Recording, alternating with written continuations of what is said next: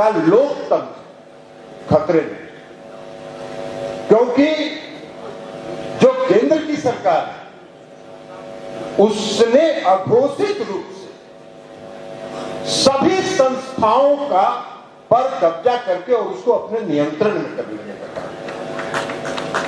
और जब ऐसा नियंत्रण होता है तो देश का जो लोकतंत्र है वो खतरे में।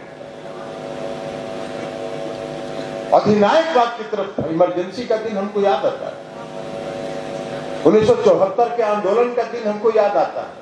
हम सब लोग आदरणीय वशिष्ठ दादा, हम लोग के नेता आदरणीय मुख्यमंत्री नीतीश कुमार जी, हम बहुत लोग इसमें हैं जो सब लोग 1974 के आंदोलन में थे।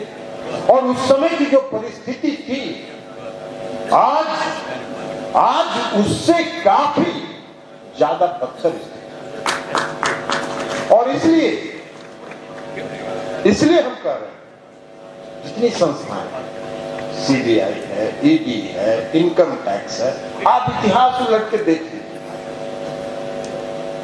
पिछले 5 वर्षों का इतिहास उलट के देख लीजिए कि जितने राज्यों में विपक्ष के नेता रहे हैं, जिन्होंने भी केंद्र की सरकार का विरोध किया है, उनके यहां सीबीआई, ईडी और इनकम टैक्स घुसता है। तो भारतीय जनता पार्टी के नेता जितने हैं, भारतीय जनता पार्टी में जो है वो सब लोग दूध के धुले हुए, काम कुछ नहीं हो रहा है। जो देश की मूल समस्या आज है उस पर कोई चर्चा नहीं है, इसलिए कि काम उन्होंने कुछ किया नहीं है पिछले 8 वर्षों में। देश की मूल समस्या है आज महंगाई, देश की मूल समस्या है आज बेरोजगारी। जो वादा उन्होंने किया था 2014 के लोकसभा के चुनाव में, 2014 के लोकसभा के चुनाव में उन्होंने क्या कहा? प्रति वर्ष 2 करोड़ लोगों को रोजगार हम देंगे। 8 साल हो गया, 16 करोड़ लोगों का रोजगार का हिसाब भी तो देना चाहिए। नहीं देना भी नहीं है, और नहीं देना है इसलिए अपना मार्केटिंग और प्रचार तंत्र को जितना मजबूत कर सकते हैं उसको मजबूत कर रहे हैं। और ध्यान भटकाने के लिए धार्मिक उन्माद फैलाने का काम दिन भर चलता रहता है, इसलिए कि देश को बांटने की उनकी मंशा है। देश के जो लोग हैं, देश के अंदर विभेद पैदा करने की उनकी योजना है। हिंदू में, मुसलमान में, सिख में, ईसाई में, ये सारा तंत्र वो चला रहे हैं। ये कौन चलाएगा? जिसको लोकतंत्र में विश्वास नहीं है, जिसको प्रजातंत्र में विश्वास नहीं है। आपने कहा कि 2014 में कि जब हम सत्ता में आएंगे हर घर में 10 लाख, हर गरीब के घर में 10 से 15 लाख रुपया पहुंच जाएगा। अरे भाई, 2-4-10 ठो का भी तो नाम बताओ जिसके घर में 15 लाख रुपया पहुंचा दिया आपने, एक को नहीं पहुंचाने का काम। तो देश की जनता हिसाब नहीं मांगे, इसलिए पूरे देश को भटकाने का काम किया जाता है। आज लोकतंत्र खतरे में, सभी जो संवैधानिक संस्थाएं हैं उन पर उनका कब्जा, अघोषित रूप से कब्जा। और एक था पहले चौथा स्तंभ, लोकतंत्र का चौथा स्तंभ कहा जाता था मीडिया। वो चौथा स्तंभ हिला दिया, उस पर भी कब्जा कर लिया। आज जितने मीडिया हाउस हैं सभी पर पूंजीपतियों का, इस देश के पूंजीपतियों का कब्जा है, और इसलिए एक खबर नहीं छपेगी। भाई, आप हिमाचल में हार गए, आप सत्ता में थे, आप दिल्ली के कारपोरेशन के इलेक्शन में हार गए, उसकी कोई चर्चा मीडिया में नहीं हो रही है। कहीं मीडिया में उसकी चर्चा नहीं देखिएगा कि भारतीय जनता पार्टी हिमाचल में बुरी तरह पराजित हो गई।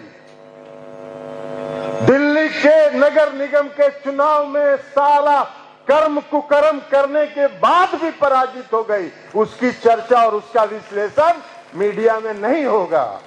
जनता दल यूनाइटेड 3000 वोट से कुल्हानी में हार गई तो देश भर के अखबार में उसकी चर्चा हो रही। यही है मीडिया की निष्पक्षता। ये मीडिया के जो साथी यहां बैठे हुए हैं, ये भी कुछ लिखेंगे, बहुत हिम्मत करके अगर कुछ लिखेंगे भी तो उसको फाड़ के रद्दी के टोकरी में फेंक दिया जाएगा, और जो ऊपर से निर्देश आएगा वही लिखा जाएगा, वही छपेगा। ये है लोकतंत्र, ये है प्रजातंत्र। तो ये कहा जा रहा है देश। और इसी संदर्भ में, इसी बैकग्राउंड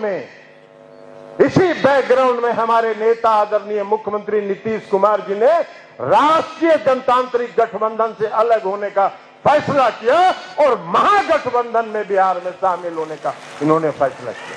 यही कारण है, क्योंकि नेता ने इस बात को महसूस किया कि आज देश के सामने चुनौती है, देश का लोकतंत्र खतरे में है, देश अधिनायकवाद की तरफ बढ़ रहा है, और इसलिए इन्होंने ये फैसला किया।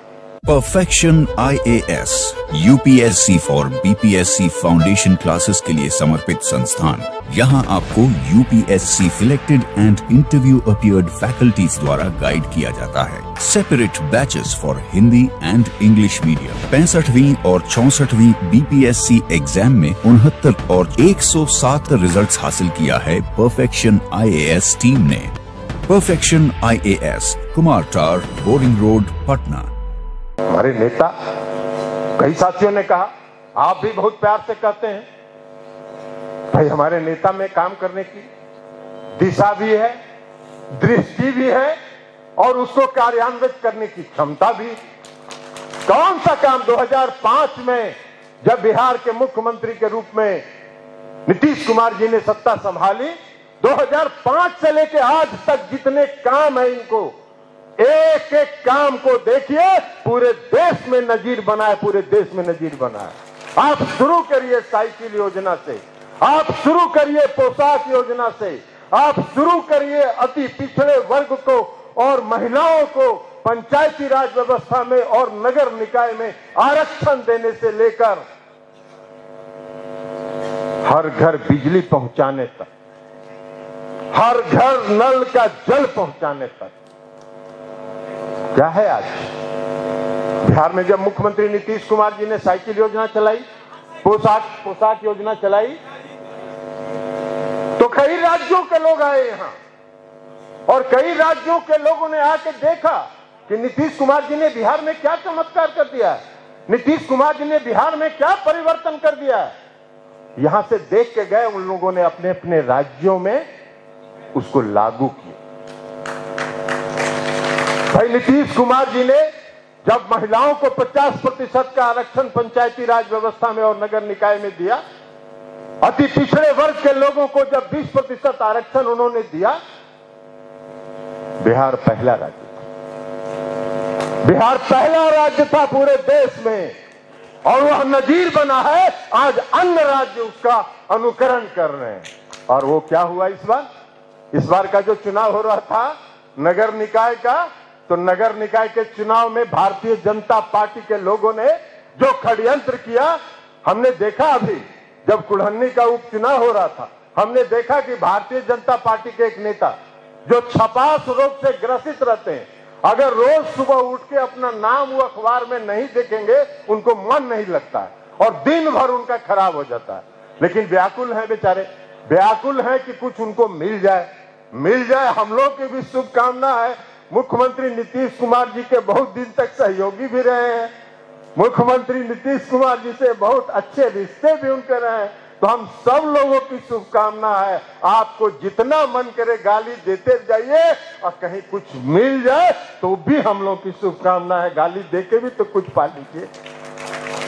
हमने देखा कि वो बयान दे रहे हैं, कह रहे हैं कि देख लो भाई, नगर निकाय का चुनाव घोषित हो गया है, आप लोग प्रचार मत करना, सबका पैसा बर्बाद हो जाएगा। चले गए सुप्रीम कोर्ट, वहां से औंधे मुंह गिरे हैं, अब बोलती नहीं निकल रहा है। हमने पहला दिन कहा था कि बिहार में जब तक नीतीश कुमार जी बिहार के मुख्यमंत्री हैं, कोई अति पिछड़े वर्ग के आरक्षण को छू नहीं सकता है, अति पिछड़े वर्ग के आरक्षण को छीन नहीं सकता। तो इसलिए हमारे नेता में काम करने की क्षमता है, हमारे नेता में दिशा है, दृष्टि है, तो देश चलाने के लिए और क्या चाहिए? देश चलाने के लिए और क्या चाहिए? आज जो देश चला रहे हैं उनकी कोई दशा और दृष्टि है क्या? उनकी कोई दृष्टि नहीं है, कोई विजन नहीं है। आज कभी एक बार चर्चा करते हैं कि इस देश में जो महंगाई बढ़ी है उसको रोकने के लिए हम क्या कर रहे हैं? इस देश में जो बेरोजगारी है उसको दूर करने के लिए हम क्या कर रहे हैं? आज रोजगार सृजन नहीं हो रहा है, रोजगार घटाया जा रहा है, निजीकरण किया जा रहा है। हवाई अड्डा से लेके रेलवे स्टेशन के प्लेटफॉर्म से लेके नेशनल हाईवे तक का निजीकरण किया जा रहा है। रोजगार घट रहा है कि रोजगार बढ़ रहा है? तो ये देश चलाने का तरीका। तो इसलिए साथियों हम आपसे आग्रह करेंगे कि चुनौती बहुत बड़ी है और इस चुनौती को हम लोगों ने स्वीकार किया है। अगर मैंने स्वीकार किया है तो आपके भरोसे और आपके ताकत के बल पर और आपके सहयोग के बल पर हमने इसको स्वीकार किया है और हम आपसे अपेक्षा करते हैं, हम आपसे ये उम्मीद करते हैं कि आप सबों का सहयोग मिलेगा। और नीतीश कुमार जी ने कहा है राष्ट्रीय पार्टी बनाने का